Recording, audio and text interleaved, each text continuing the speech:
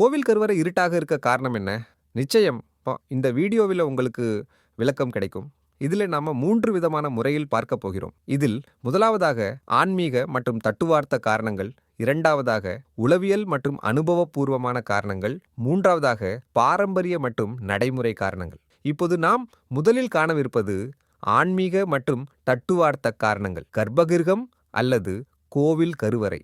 இது தாய்மை மற்றும் தோற்றத்தை பிரதிபலிக்கிறது. கோவிலின் கருவறை ஒரு தாயின் கருப்பையை போன்றது. ஒரு குழந்தை கருப்பையில் இருளில் பாதுகாப்பாக இருப்பது போல பக்தர்களும் கருவறையின் இருளில் இறைவனுடன் ஆழ்ந்த தொடர்பை உணர்கிறார்கள். வெளி உலகத்தின் பிரகாசமான வண்ணங்களும் சட்டங்களும் இல்லாததால் ஒருவரின் கவனம் முழுமையாக கடவுள் மீதும் உள்முகமாகவும் திரும்புகிறது.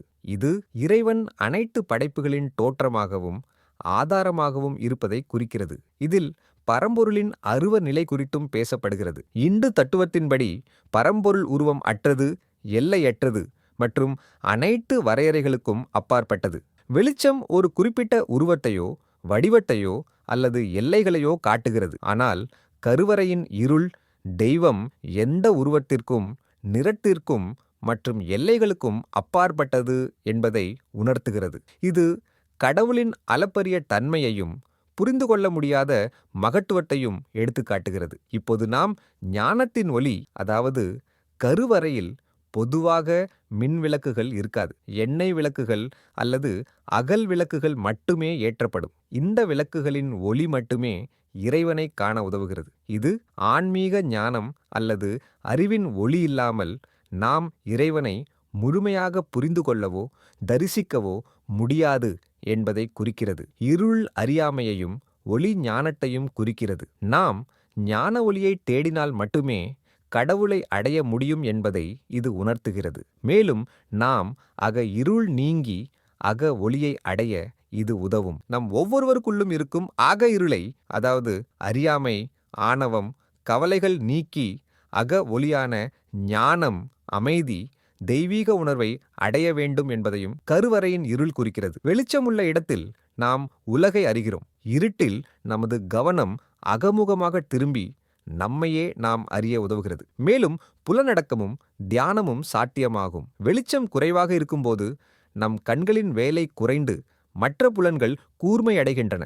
இது மனதை எளிதில் உள்முகமாக திருப்பி பக்தியிலும் தியானத்திலும் அதிக கவனம் செலுத்த உதவுகிறது. இது ஆழ்ந்த ஆன்மீக அனுபவத்திற்கும் இறைவனுடன் தனிப்பட்ட உணர்வு பூர்வமான தொடர்பிற்கும் வழிவகுக்கிறது. இப்போது நாம் இரண்டாவது விஷயமான உளவியல் மற்றும் அனுபவபூர்வமான காரணங்கள் பற்றி காணப்போகிறோம். மர்மம் மற்றும் பக்தி உணர்வை அதிகரிக்க செய்யும். மங்கலான ஒளி அல்லது இருள் ஒரு மர்மமான மற்றும் அமானுஷ்யமான சூழலை உருவாக்குகிறது. இது பக்தர்களிடையே ஒருவித மரியாதையையும் பயபக்தியையும் பக்தி உணர்வையும் அதிகரிக்கிறது. தெய்வீகத்தின் மகத்துவத்தை முழுமையாக உணர இது உதவுகிறது. வெளி உலகின் கவனச்சிதறல்களை தவிர்க்க உதவும். அதாவது வெளிச்சம் அதிகமானால் கருவறையின் சுவர்கள், சிற்பங்கள் மற்றும் பிற அலங்காரங்கள் கண்களுக்கு புலப்படும். இது பக்தர்களின் கவனத்தை சிதைக்கக்கூடும். இருள் இந்த வெளிப்புற கவனச்சிதறல்களை குறைத்து பக்தர் முழுமையாக இறைவனின் திருவுருவத்தின் மீதும்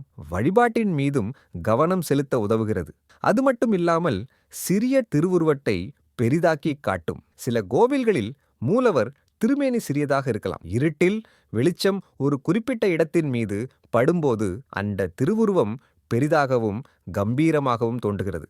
இது பக்தர்களுக்கு ஒரு பிரம்மாண்டமான அனுபவத்தை தருகிறது. நாம் மூன்றாவதாக காணவிருப்பது பாரம்பரிய மற்றும் நடைமுறை காரணங்கள். இதில் பழங்கால மரபுகள் பற்றி அறியலாம். முற்காலத்தில் மின்சார வசதி இல்லாததால் கோவில்களில் அகல் விளக்குகள் மட்டுமே பிரதான ஒளியாக பயன்படுத்தப்பட்டன. இதுவே பாரம்பரியமாக தொடர்ந்து வரும் ஒரு நடைமுறையாகும். சிலைகளின் பாதுகாப்பிற்கு உதவின. சில பழங்கால சிலைகள், குறிப்பாக மரத்தாலான அல்லது எளிதில் சேதமடையக்கூடியவை, அதிக வெளிச்சத்தால் நிறம் மங்கவோ விரிசல் அடையவோ வாய்ப்புள்ளது.